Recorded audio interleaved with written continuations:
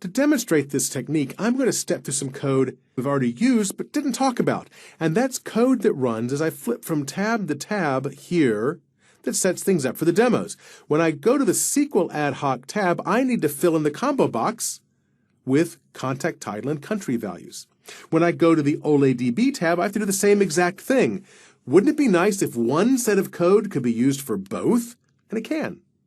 I have a procedure named fill combo, which takes in a connection, a control to fill, and the title of the column we'd like to get data from. So I'll step into this here. Well, let's look at it. Notice that I'm past a DB connection object. The sender set a strongly typed connection. The receiver, this procedure, handles it using the base class, DB connection. So it'll handle either SQL connection or OLEDB connection. Once I'm in here, I have to take a few extra steps. I can't just create the command object. I have to call the create command method of the connection so I get the correct kind of command. Create command knows what the type was of this connection, and it creates that type of command object. Now CMD is our command. We set things up. And now the tricky part is getting our data reader. We can't create a SQL data reader or an OLEDB data reader. We create a DB data reader. That's the base class.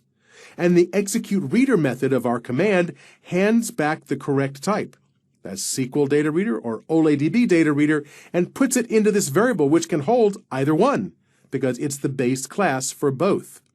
Once we've filled in that DB data reader, the rest of the code just does exactly what you'd think, iterating through all the rows and adding items to the combo box where specified. Press F5 and we fill them both. Go to this tab, and now we're doing the same for OLEDB connection object.